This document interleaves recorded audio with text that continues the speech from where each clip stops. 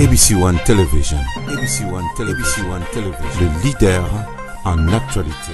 Chers internautes, aujourd'hui nous sommes très contents d'être devant vos postes téléviseurs et surtout dans cette chaîne ABC One. Ici un seul slogan, Jésus-Christ est le number one. Merci beaucoup na bande konyo surtout na bi ke boda branché bodo na biso na magazine oyo analysons ensemble. Oyo ekumbami na mwana mboka le cardinal Yves Luamba. Lelo na actualité aux ali préoccupation on va parler plus na maramu ya rentrée politique il y a Joseph Kabila Kabange. Oh biso no surtout toyebe salemaki mokolo ya lundi plutôt mokolo ya mardi le 15 na Assemblée nationale na Sénat. Et là, ils vont retourner pour la première fois depuis que Joseph Kabila Kabange est devenu le sénateur à vie. Et ça y est, Bukolo Oyo, Ayakiko, ont assisté à la séance plénière. Et surtout, on est dans la rentrée parlementaire pour la session Oyo budgétaire. Mais, rentrée ou présence, il y a Joseph Kabila et suscité tant de réactions. Dans ma réaction, surtout, il y a d'autres qui se posent des questions. Est-ce que rentrer plutôt, événement on est arrivé, il y a Joseph Kabila dans l'Assemblée nationale. N'est-ce pas que Ezali une équipe Oyo entraîneur à Sengi va passer Vares pour y raconter dans le terrain de match par rapport à Yabakou ou à la scène politique. Bato mususu côté na bango na ba réaction on a su balobi que non et dans manière oh ya couper sa moto dans na handicap ou dans na paralysie na makolo Joseph Kabila dagi moyen ya couper sa béquille na FCC pour na ba luka moyen rotamola parce que aujourd'hui FCC c'est une histoire morte. Est-ce que c'est vrai? Est-ce que c'est faux? Par rapport à tout ça, et Tinaki Bisso na to meka kosala analyse awa na chaîne Oyo ABC One na magazine Oyo analysons ensemble et pas ya maman Chantal Ayao on appelle si mote bisika zali pona o azali pe kolanda biso. Rentrée parlementaire ezali rentrée moko ya haut risque. Bandeko ba kolanda biso partout na Amérique, na Europe, na Afrique ezali rentrée parlementaire moya haut risque na bandeli bino ndeka na lobi na bino rentrer moya haut risque. Pourquoi na lobi rentrer à haut risque? D'abord tomoni présence ya Kabila oyo na netikala ko salimati tomoni présence ya Kabila na rentrer wana. Pourquoi na lobi bino lisusu rentrer à haut risque? Tala makambu o ezali ko zela biso na rentrer politique o na rentrer plutôt parlementaire oyo. Nabani na loi minaku esakata oyo bobosana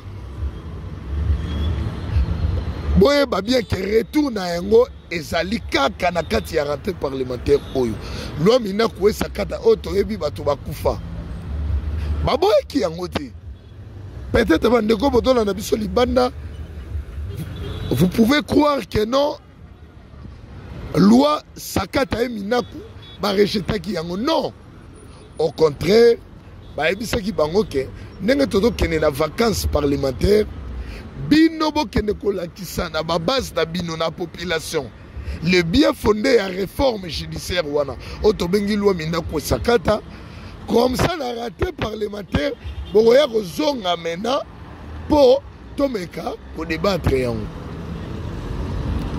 Donc, tout ça d'abord, la loi mina koué sakata, la rentrée parlementaire, oyo, yangope et koti déjà. Il faut boye bango ke, yangope si vous allez rentrer mo ya haut risque. En dehors, il y a loi mina koué sakata. Tout ça, na makambu ya réforme électorale. Oto ebi intérinement ya Ronsard Malonda et Salema, dans le niveau de l'Assemblée nationale. Oyo pe batu bakufa. Nangonga otozolo bana rentrée parlementaire oyo il faut réforme ya loi électorale automoni démarche ba groupe de 13 automoni ba démarche ya ba force politique nyo surtout et puis tona ko rappeler bino bien que boye ba ke yango pe ezali sujet oyo na rentrée parlementaire oyo il faut balobela la makambo ya enterrement ya Rosar Malona po tikala ki makambo ya investiture na ye. Est-ce que Rosar Malona sera investi? Et ça na kati ya rentrée parlementaire. Kaka na makambo ya rentrée parlementaire oyo toza lisusu na makambo ya démarche ya honorable Ngoï Kassanji. Ngoï Kassanji otoyebi a une proposition à loi. Élection présidentielle, tolongwa na suffrage direct, c'est-à-dire le président de la République a reçu sous voté na peuple été, il y a une proposition à loi, président de la République a voté na ba sénateur na ba député. Loi Ngoï Kassanji. Kaka na kati ya rentrée parlementaire oyo yango pe il faut balobelela yango. Kaka na rentrée parlementaire oyo ba démarche ya Martin Fayulu na Théodore Ngoy. Na kati ya rentrée parlementaire toyebi démarche ya Martin Fayulu na Théodore Ngoy et sali bongo comment destituer, mettre le chef de l'État en accusation et destituer le chef de l'État. Et ça dit, raté. Et ça dit déjà, bimarqué Oyo, Martin Fayou à l'Ansaki. Bon, maintenant, FCC qui est majoritaire, dans le Sénat, dans l'Assemblée nationale. Est-ce que n'est-ce pas que présence, il y a Joseph Kabila? Et dans quelle manière, ça, FCC Beki, pour continuer dans ma démarche. Makamouana nyoso ezanga na kati ya rentrée parlementaire. Yango na ba cher internaute botika ngana ebsabino ke rentrée parlementaire o dali rentrée parlementaire mo à haut risque. Et sikoyo pe la justice cour de cassation a commis déjà lettre na epona ko senga ba lever immunité oyo ministre ya santé azana yango pour qu'il ne kosamba. Donc ministre de la santé, il faut qu'il ne kosamba. Il faut pas autoriser l'Assemblée nationale. Il y a déjà une lettre au cours de cassation à l'Assemblée nationale. Docteur Lobakalate a docteur Eteni au ya IDPS. Alors qu'il ne kosamba par rapport à l'enquête oyo inspection générale de la finance Salemaki. Est-ce que IDPS arrondissement a sacrifié Docteur Eteni Longondo, qui est le ministre de la Santé, et puis il est aussi cadre au sein de l'IDPS. Car on a 4 rentrées parlementaires, Oyo. Kalata Owa, Toye Bake, ce qui va enlever, ce qui l'Assemblée nationale a autorisé, le ministre de la Santé sera entre la main de la justice. Car on a 4 rentrées parlementaires. Quand on a 4 rentrées parlementaires, il y a une motion. Déjà, ça se prépare contre le vice-premier ministre de l'Intérieur, Gilbert Kakonde. Namakamo, surtout les cas qui tantôt, la police a refusé même accès à la député, à l'Assemblée nationale. Tout ça par rapport à tout ce qui s'est passé, FCC a tiré la Namonakati. Il y a déjà une pétition qui se prépare contre le ministre Gilbert Kakonde, vice-premier ministre à charge de l'Intérieur. Donc, en conclusion, allez-y comprendre que rentrée parlementaire est d'aller rentrer à haut risque. Côté Assemblée nationale, il peut risquer. Dans le Sénat, il y a mettre les chefs de l'État en accusation. Mais dans une seule condition, va se réunir en congrès. Entre-temps, je dis que FCC est la majorité. L'Assemblée nationale, le loso va quoi si ministre intérieur. Son adjoint, Azali Moto FCC. Adjoint au ministère, il y a ministre Gilbert Kakonde. Et Zali Bokele innocent, Azali ministre il y a FCC. Donc le loso Gilbert Kakonde, et Zali que il y a une pétition initiée, va quoi ici, d'office il sera remplacé par son fils qui va faire l'intérim. Entre Tabo et Bibongo Tozana Makamouya au NIP, Oyo, il faut Assemblée nationale, et plutôt ministre ministère de l'Intérieur, au NIP, qu'on dépend dans le ministère de l'Intérieur, il faut à ça audit, et plutôt à ça recensement. Au NIP, il faut ça le recensement. D'ailleurs, il a demandé 350 millions de dollars pour les recensements. Pour qu'il y ait une élection apaisée, il faut quand même tout ça dans la carte d'identité. Pas les cartes d'électeurs, où jouer rôle, il y a ma carte d'identité. Binomo pe bozora IDPS kuna alobi ke tokoiko kene na élection apaisée sans tout passer dans le recensement. Mais il y a déjà une pétition au FC Sadabo se préparer bientôt là pour que Bakouissa, vice-premier ministre de l'Intérieur, ou Adali IDPS. Entre-temps, Cour de cassation a saigné déjà dans l'Assemblée nationale, va autoriser justice pour que Babengissa, ministre de la Santé, par rapport à la gestion, il y a Makamo, il y a Covid-19. Rentrée parlementaire, Oyo, Makamouza et Bélé. Makamouza et Bélé. Mais, et l'Européen, moi, arrivé à Kabila, mais tout le monde, présidente de l'Assemblée nationale, qui est Janine Mabunda, à côté, le premier ministre, à côté, et les sénateurs au milieu. Oui, c'est votre autorité morale. Mais il ne faut pas faire une confusion entre les institutions de la République et une plateforme de partis politiques. Janine Mabunda est le chef de Kabila. Alexis Tamo Mwamba est le chef de Kabila.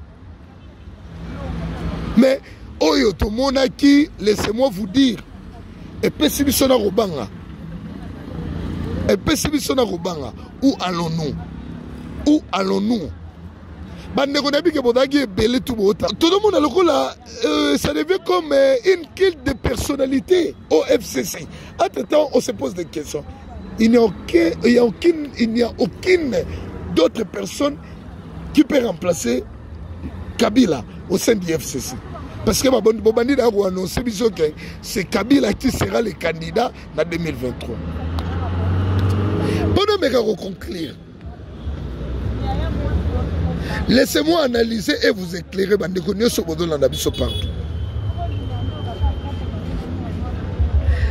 S'il arrive que Kabila a compté Kokoma ou Kozala candidat en 2023, d'abord il faut démissionner étant sénateur. Donc privilège surtout à Zanayango étant sénateur et Koyanamai. Mais tant que Bino Bodo Senga FCC, Bodo Senga Kabila a se présenté dans la candidat à l'élection en 2023. Mais bon, il y a un privilège jouer dans étant sénateur à vie et retomber Kadik. Bon, au cas où Azuité, réfléchissons. Au cas où Azuité, Sosor, Aosuka Wapi, Akosuka Wapi. Parce que l'avantage de nous, c'est que sénateur à vie. Et aux assoutés, et quoi? Et quoi? Bagarde où on a surtout les mours et tout. Bako, mais, aux assous, regardez les soutés. Sécurité, l'avantage de nous, surtout, ils ont prévu, taillé et sur mesure par les deux chambres. Pour ancien président de la République à bénéficier de nos soutien. Donc il faut réfléchir les FCC tant que vous êtes à Masolo. Botala trop bien. Makamouyango ika s'agit comme un suffrage indirect. C'est-à-dire le président de la République a d'ailleurs élu par la population, par les peuples. Désormais par rapport à la proposition à loi ika s'agit. Alors on a voté. Le président de la République a voté par les parlementaires, c'est-à-dire les sénateurs et les députés. Donc là maintenant, il faut qu'il y ait un référendum parce que constitution d'abord, il n'a même pas prévu la constitution. Donc là, il faut modifier l'article Rwanda, où il y a chef de l'État, où il y a un suffrage universel direct. Pas comme un suffrage universel indirect. Malgré tout que FC sont majoritaire, mais le Rwanda, il aussi ma penalty. Donc pour conclure, merci beaucoup na mandegonyo surtout au Bolandi biso. Vous constatez moi absence à Wada ABC1. Absence c'est là qui pose autres d'ailleurs mané qu'on répondre. Maintenant, je suis là chaque jour. Pour nous recevoir la bino makamunenga dali kolega na République démocratique du Congo. Donc mandeko bozali banda. Merci beaucoup de ma réaction à Bino, mais bon, mais quand même qu'on réfléchir, beaucoup mais la biso. Que faire pour sauver l'avenir du Congo? Parce que rentrer parlementaire Oyo, je ne cesserai pas à vous dire que ils allaient rentrer Moro il y a haut risque. La bande libyenne d'aller rentrer à haut risque. Haut risque pour Nanini par rapport à la loi Minakoué Sakata. Ils ont sonné la biso. Par rapport à investiture, il y a qui intérinement il y a Rosa Malonda. Il faut qu'il y ait une investiture naïe. Est-ce que le chef de l'État qui a autorisé? Et dans la Katia, rentrée parlementaire Oyo. Parce que, et donc, causer bisopé moi, Bamoutou passe na Makamango ya Rosa Malonda. Makamouya, Bajijo, Baboya au siège dans la Cour de cassation. Ibouloué, Nani, Kilomba. Investiture, il y a un juge à cour constitutionnel. Est-ce que l'Assemblée nationale va autoriser que le juge Joana va investir? Parce que le juge Joana sous-entend que FCC a un mécontent lobby que le juge nommé par Félix pour protéger le pouvoir. Donc, il rentrer il y a haut risque. Rentrer à haut risque, rentrer parlementaire haut. Nancy Bomoni même IDPS a banni d'arro lancer ma pique, ma gire contre le président de l'Assemblée nationale. Au route bon, on a mis au compte en route. D'accord, il y a un souka. Tribalisme et koti makasi. Alinga na bosana. Tribalisme et koti makasi. Guerre ya Fayulu, Klamouka na IDPS, et comme ils ont sabiso le roi na Palou na IDPS à l'époque. Bataban Nundu, ba soutenir Fayulu, ba soutenir Mouzito. Balouba, Baye Kotoyo, derrière Félix Antoine Tshisekedi. Kuna pe Félix Kabange. Alamuka qui peut kuna na Katanga, yepe côté na ya lobby que non. Katanga ezali mabele ya Kabila. Bon, ma belle est un peuple congolais, ce que les Arabes. Bon, biso, on a biso, ma congolais. Partout, on a reconnu. Nazali congolais. D'amboka, on a fait vanda. Partout, à l'intérieur, partout, on va dans les congolais.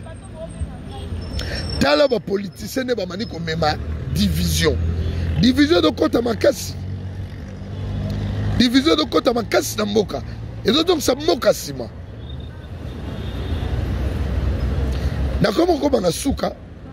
Merci beaucoup à maman Chantal Ayao. Maman a donné passe à tout moment pour que tout ça la au bout dans l'informer. La PCM Motebisi-Kazali, merci beaucoup. Merci pour nous surtout Oyo, besoin qu'il libaku Yakolanda biso awa na magazine o analysons ensemble na ABC1. Na komi na suka lobby Bokolanda biso avec une nouvelle actualité Oyo. Et ça est essentiel pour te informer bino bandeko balandi oyo ngana bino sito signer contrat moko et ça rendez-vous dans ngai na bino na tiki bino to mona ni lobby. Merci beaucoup.